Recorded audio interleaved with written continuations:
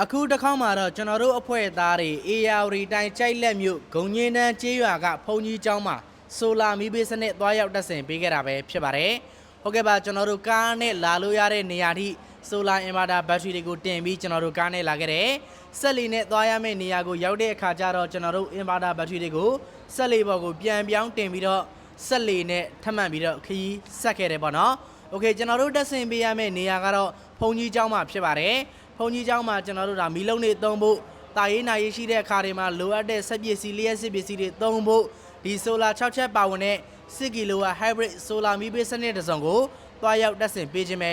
ဖြစ်ပါတယ်ဗျာနော်ဆိုတော့ဆိုလာက980ဝတ် monocell solar panel 6ချက်နဲ့ဖြစ်မယ်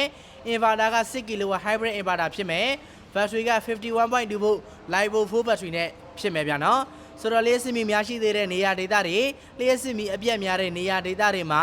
ဆိုလာနဲ့လျှက်စစ်မီအသုံးပြုနိုင်ဖို့ရန်အတွက်အိမ်သုံးရုံသုံးဆိုင်သုံးတဲ့လုပ်ငန်းသုံးတွေအတွက်ဒါမျိုးဆိုလာမီပေးစနစ်တွေတက်ဆင်အသုံးပြုခြင်းနဲ့ဆိုရင်ကျွန်တော်တို့10ပြားစေး Pro Max ကိုဆက်သွယ်လို့ရပါတယ်အသေးစိတ်စုံစမ်းမေးမြန်းဝယ်ယူအားပေးလို့ရမယ်ကျွန်တော်တို့ရဲ့ hotline ဖုန်းနံပါတ်လေးကတော့39ခွန်ခွန်93လုံး10ကိုဆက်သွယ်ပြီးတော့စုံစမ်းမေးမြန်းဝယ်ယူအားပေးလို့ရပါတယ်။နေမျိုးတွေကမှမယ်ဆိုတော့ကားကိန်းမှ10ပစ္စည်းအသင့်အနေအထားနဲ့ပို့ဆောင်ပေးပါတယ်။ဟုတ်ကဲ့အားလုံးကိုကျေးဇူးတင်ပါတယ်ဗျ။